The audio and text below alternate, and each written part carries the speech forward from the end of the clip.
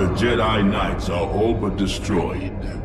And yet your task is not complete, Inquisitor. The Emperor has foreseen a new threat rising against him. The children of the Force. They must not become Jedi. Yes, Lord Vader. Hunt down this new enemy, and if they will not serve the Empire, eliminate them along with any surviving Jedi who would train them. This is my master's command. And so it will be done. Now we're back. This is Red. And I'm gonna review Rebels. Yeah, Rebels. Anyways, so Rebels came out right after Clone Wars, during the whole Disney taking over the whole Star Wars rights. So all people were worried when Rebels came out, but I think it was actually a pretty good show. I mean, it's nothing like the Cartoon Network's fucking, Clone Wars, which was amazing. 6 seasons, fucking brilliant. Love that show. But Rebels was pretty good in its own right. A little different art style, but it's there. And it's pretty fun. It takes place right between, you can put it between after, Revenge of the Sith and before New Hope. It's just basically the beginning of the rebellion. You get to see, small rebel cell grow from a cell to basically the birth of the rebellion. But you're like, Will, this has been done. Red, this has been hundreds of times before. What the fuck are we watching this again? Well, this one, yeah, there's actually not much difference. But it's a TV show. It's a cartoon. You get to see a lot of stuff, and it's a great ride, right? You get to see characters from the Clone Wars. That's a big plus right there. You get to see new characters.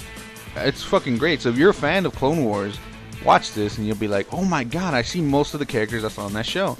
Hence, I don't want to spoil a lot if you haven't seen this show, but people like Ahsoka Tano come out, alright?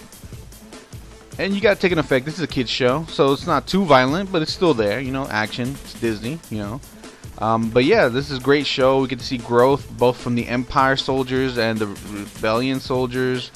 It's just a great ride altogether. I loved it. I enjoyed it. And hopefully we get to see these characters in some of the films, right? Now that these are canon. But anyways, we have people like Chopper, the robot, who's funny as fuck, annoying, gets pissed off, talks shit. That's what's up. That's my robot. Hera, the pilot, Twi'lek, she actually came out in an episode of Clone Wars where she was small. I think that was her. I just kind of guessing here. She's sweet. She's like the mother to all the people on board her ship, right? She flies the Ghost, a powerful ship, really badass. Sabine, Mandalorian born, I want to say. It is later revealed why she left Mandalore and stuff like that. But she's with the crew. She's, a loner and stuff, but she grows eventually, character development stuff. But she's cool. Zeb, his backstory is pretty sad. His whole species almost wiped out entirely by the Empire. He wants to get revenge.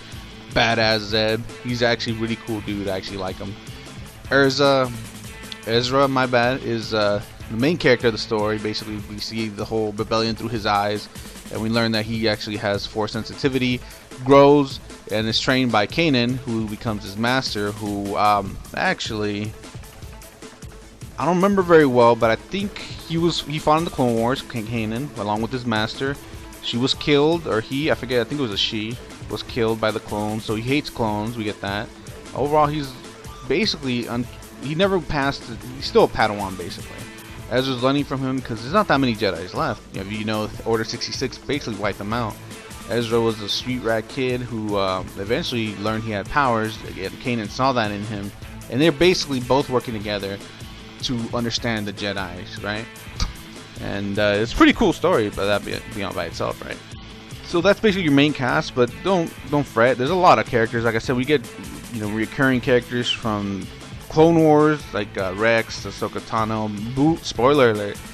But we get new characters too, and characters we love like Darth Vader. Yeah, he's in the show. Stormtroopers, generic Stormtroopers, Inquisitors, which never really explained. I think they're training them in school, kind of like what the Separatists try to do, capture Force-sensitive children. I think that's what the Empire is doing, to train them to become Inquisitors, to hunt down any remaining Jedi, because there's still some Jedi. Not all of them were killed, right? And some crazy pirate dude, my man Hondo. Yeah, he's back. If you guys don't remember, he was in Clone Wars, but now he's back in this show.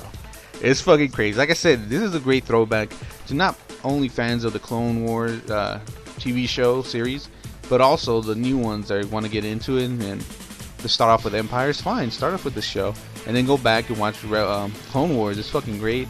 The only thing I hate about these TV shows is kind of ruins the films for me. I went back and watched, all the original 2000 films with Anakin and Obi-Wan, and I fucking hate the actor that plays fucking Anakin so much now. I didn't hate him before, but now that I watched, Anakin in Clone Wars, and then it's just fucking horrible. But anyways, that's just my opinion. Great show. I love Rebels. Ending was open. We'll see what they do with it. I don't know what they're gonna do. We're gonna see these characters at all in the live action films or possibly in later shows. Who knows?